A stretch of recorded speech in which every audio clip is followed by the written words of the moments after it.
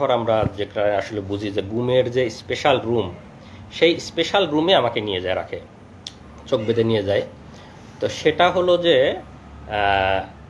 মানে আমাকে চোখ বেঁধে যখন নিয়ে যায়, আমি এটা আগে একটু বলে নেই, যদিও এই স্টেজে তো আমি দেখতে পাচ্ছি র্যাবের কোন জায়গায় সেটা তো আমি জানি না, পরবর্তীতে জানছি।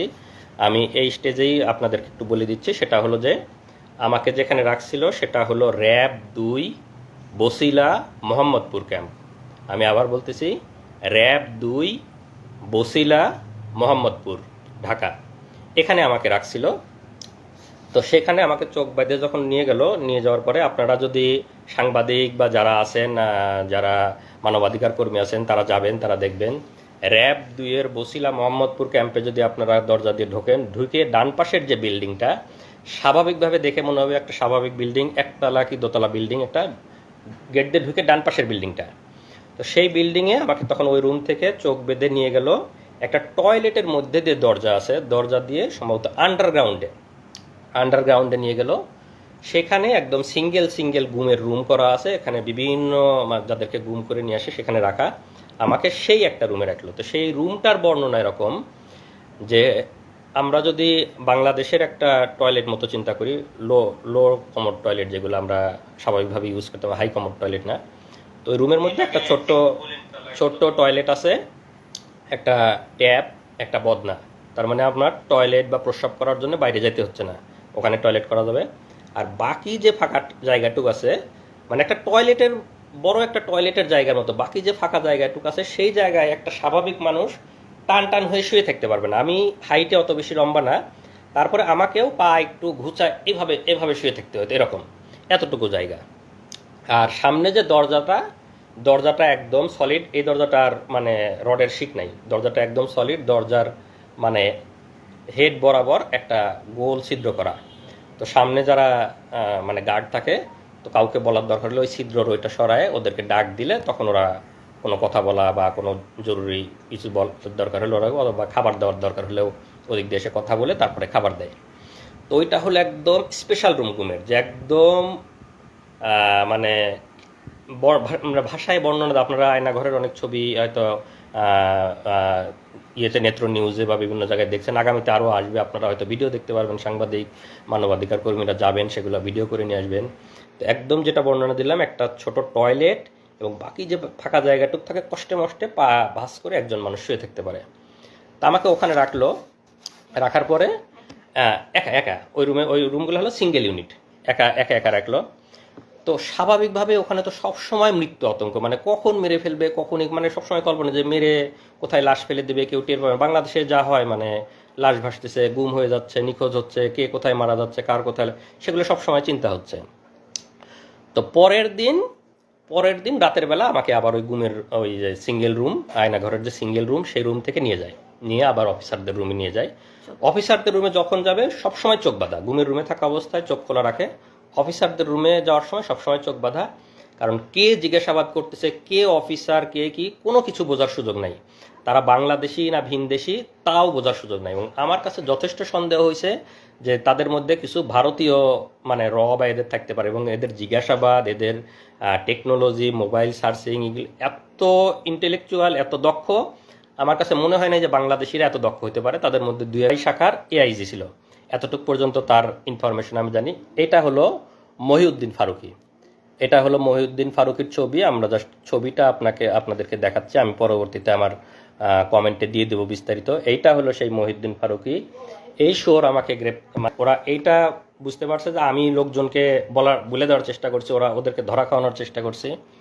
তো ওই দিন রাতে আমাকে ভয়ানক টর্চার করছে, শারীরিক টর্চার, যে তুই খুব চালাক না, তুই আমাদেরকে ধরাই দেওয়ার চেষ্টা করছিস যাতে আমরা ধরা পড়ে যাই, আমরা তোকে গুম করছি, এরকম চিল্লা চেঁচামি, মানে অনেক অকথ্য ভাষায় গালিগালাজ করছে। এবং ওই দিন রাতে আমাকে টর্চার করছে। তো টর্চারটা এরকম, রাতের বেলা আমি বলি আসলে, ওই দিন রাতে আমাকে চোখ বেঁধে ওদের আবার রুমে নিয়ে যায়, মানে দিনে চোখ খোলা ছিল, রাতের বেলা চোখ বাঁধা অবস্থায় আবার রুমে নিয়ে যায়। রুমে নিয়ে গিয়ে আমার এভাবে 2 হাতটা এরকম বাঁধে, এখানে হাত বাঁধে, আমার 2 পা বাঁধে, 2 পা এবং 2 হাত বাঁধে। আমার এই হাতের মধ্যে দিয়ে এই দিক দিয়ে একটা বাঁশ মতো ঢুকাই দেয়, আমি তো চোখ বাঁধা দেখতে পাচ্ছি না, বাঁশ মতো এরকম আড়াআড়ি ঢুকাই দেয়। এবং আমার পায়ের উপরে এখানেও আড়াআড়ি একটা বাঁশ মতো রেখে দেয়। তো দুইটা বাঁশ, আমার দুই পায়ের উপর আড়াআড়ি একটা, আমার হাতের উপর আড়াআড়ি একটা। আর এই দুই বাঁশের উপরে মানে এই বাঁশের উপরে 2-4 জন, ওই বাঁশের উপরে 2-4 জন এরকম দাঁড়ায়, মানে রুটি বলার মতো, যেরকম মানে আমরা যেরকম বেলন দিয়ে রুটি বলি এইরকম একদম চাপ দিয়ে এরকম বলতেছে। আমি তো মানে চিল্লাই করছি। যখন চিল্লাচ্ছি তখন আমার মুখের মধ্যে গামছা গুঁজে দিছে, যাতে মানে চিৎকার বাইরে না যায়। আমার মুখের মধ্যে চিল্লাচ্ছি। পরে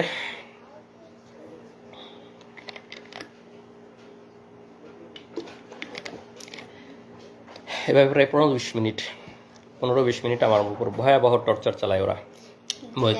মহিউদ্দিন এই সেই গেঞ্জি, বলতে ভুলে গেছি, এই সেই গেঞ্জি যে গেঞ্জি পরা অবস্থায় আমাকে তুলে নিয়ে গেছিলো। এই গেঞ্জি পরা অবস্থায় ছিলাম, এই গেঞ্জি পরা অবস্থায় আমাকে ওই টর্চার করে, রক্ত এবং ময়লা মিশ্রিত সেই গেঞ্জি। আমরা 5 বছর সেই গেঞ্জিটা যত্ন করে তুলে রাখছিলাম আজকের দিনের জন্য, যে আজকের এই দিনে আমরা এই গেঞ্জিটা পরে আপনাদের সামনে বলবো। এই সেই গেঞ্জি পরা অবস্থায় আমাকে টর্চার করে, ভয়ানক টর্চার, রক্ত এবং ময়লা এখনো আছে। টর্চার করার পরে পরের দিন সকালে আমাকে থানায় পাঠাবে। আমার নামে এর আগে কোনো মামলা নাই, কোনো রিপোর্ট নাই, কোনো মামলা নাই। এখন তো আমাকে থানায় দিতে গেলে একটা মিথ্যা মামলা দিতে হবে। তখন পরের দিন সকালে ওরা একটা ভুয়া ডিজিটাল নিরাপত্তা, আপনারা জানেন যে ডিজিটাল নিরাপত্তা আইনের অবস্থা, আমরা সবাই এই আইনের যে মানে কালো দিক, সেদিকের মানে শিকার মানবাধিকার কর্মীরা, সাংবাদিকরা, আমরা যারা বাক স্বাধীনতায় বিশেষ করে আমরা সবাই শিকার। তা আমার নামে ভুয়া ডিজিটাল নিরাপত্তা আইনে একটা মামলা দেয়। মামলা দিয়ে সকালে আমাকে থানায় পাঠাবে। থানায় পাঠানোর আগে আমার তো এই ড্রেসটার অবস্থা খুবই খারাপ, রক্ত ময়লা সব কিছু ভর্তি। এইটা করে যখন আমি থানায় যাব, থানা থেকে যখন কোর্টে উঠবো, তখন তো সবাই দেখবে আমার অবস্থা।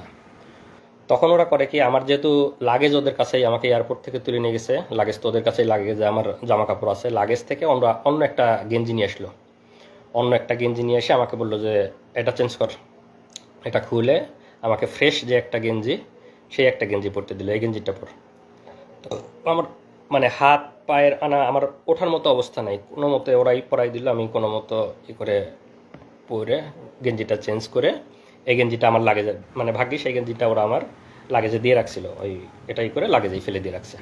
পরবর্তীতে তো আমি জেল থেকে বের হওয়ার পরে যখন লাগেজ নিয়েছি, তখন আসলে এই গেঞ্জিটা আবার পাইছি।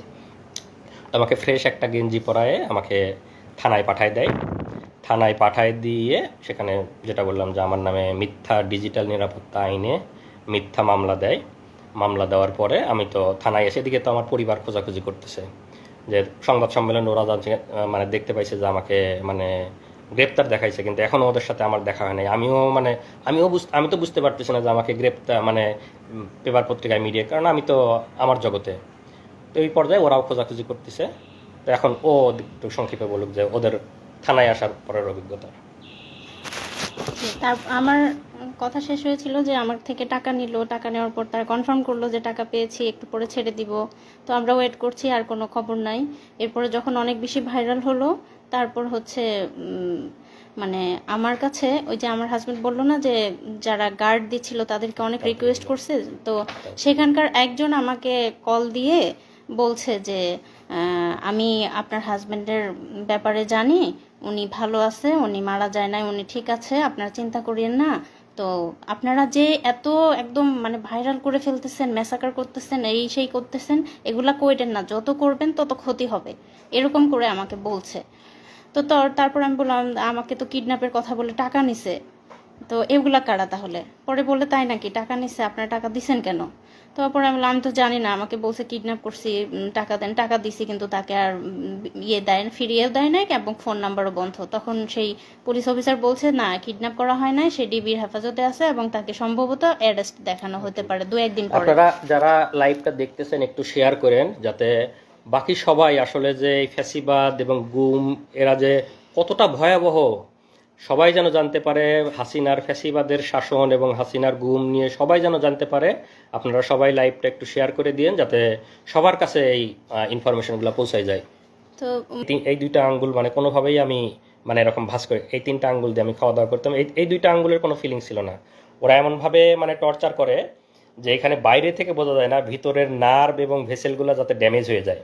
তো এই কারণে চাপ দেওয়ার ফলে হাত এবং পায়ের নার্ভগুলা কাজ করে না। বাইরে থেকে দেখে মনে হবে যে হালকা একটু দাগ বা এর মতো, কিন্তু ভিতরের নার্ভ মানে ড্যামেজ হয়ে যায়। এই কারণে দেখা যায় যে এদিকের সাপ্লাইগুলো বন্ধ হয়ে যায়। তো আমার এই 2টা আঙ্গুল প্রায় 3 মাস কোনো ফিলিংস পাইতাম না আমি। এবং আমি যেহেতু রিসার্চার, আমি পাইপেট ইউজ করি, আমি তো সবসময় এই ফিঙ্গারটা ইউজ করতে হয়। তো এই ফিঙ্গারের আমি কোনো মানে পেতাম, কোনো ফিলিংসই পাইতাম না। এটা তো এই ভাঁজ করা বা কোনো ফিলিংস ছিল না এই 2টা আঙ্গুল প্রায় 3 মাস। তো দেলোয়ার হোসেন সাইদি হুজুরের সভাপতি ছিলাম, উনি আমার হাতে মেসেজ করে দিচ্ছে, দোয়া করছে সাইদি হুজুরকে আল্লাহ জান্নাতুল ফিরদাউস নসিব করুক। এটা আমার জেলের সবচেয়ে সুন্দর অভিজ্ঞতা যে সাইদি হুজুরের মতো একজন মানুষের সহচর্যে আমি প্রায় 20 দিন ছিলাম। উনি আমাকে ওনার একটা ফতুয়াও গিফট করছিলেন ওই সময়। আর এই যে আমরা এতদিন পরে আজকে লাইভে আসছে, আপনারা সবাই জানেন যে বাংলাদেশ কোন ফ্যাসিবাদের মধ্যে ছিল। আমাদের কোনো বাক স্বাধীনতা ছিল না, আমাদের বলার কোনো সুযোগ ছিল না, বলার কোনো অধিকার ছিল না, মিডিয়া আমাদের কথা প্রচার করতো না, আমাদের পরিবারের উপর টর্চার করা হতো, পরিবারের আমি কোরিয়াতে চলে আসছি, আবার আল্লাহ আমাকে জেল থেকে বেরো অনেক কঠিন পথ পাড়ি দিয়ে আসতে হয়েছে, সেগুলা অন্য কোনো একদিন বলবো। তারপরেও আমার এখানে পিএইচডি ডিগ্রি হয়েছে, আল্লাহ আমাকে ভালো চাকরি মিলাইছে, অনেক ভালো আছি। কিন্তু তারপরেও তো মানে দেশের প্রতি টান আছেই। আর এতদিন যে আমরা বলতে পারি নাই, কিন্তু এর মাঝে তো আমরা চুপ ছিলাম না। আমরা যারা বলতে চাই তারা তো আমরা বিভিন্নভাবে বলার চেষ্টা করি। আমি আল জাজিরাতে, বিবিসিতে, আমাদের শ্রদ্ধেয় সামি ভাই, তাসনিম খলিল ভাই, ওনাদের সাথে কথা বলছি, ওনাদের কাছে বলছি, বিবিসিতে বলছি, আল জাজিরাতে বলছি, সব জায়গায় হাসিনার ফ্যাসিবাদ, হাসিনার গুম, এগুলো আমরা অলরেডি ইন্টারন্যাশনাল মিডিয়াতে দিয়ে রাখছিলাম। এবং আজকের যে এই যে সরকারের পতন, এগুলো আসলে তো সব কিছুরই সম্মিলিত একটা মানে বাইরে থেকে মানে র্যাবের যে স্যাংশন বা র্যাবের এগুলো সব কিছুই আসলে এই সম্মিলিত মানে রিপোর্ট বা এগুলোর মাধ্যমে হয়েছে। এবং আমি যেহেতু পিএইচডি রিসার্চার ছিলাম, আমি তো স্বাভাবিকভাবেই মোটামুটি তাদের সাথে ইংরেজিতে কথা বলতে পারবো। তো আমি তাদেরকে সব কিছু বিস্তারিত বলছি, বিবিসি, আল জাজিরা এবং মানবাধিকার সংগঠনগুলোকে। তো আসলে শেষ কথা এটাই যে আমরা যারা প্রবাসে আছি সবাই দেশকে ভালোবাসে।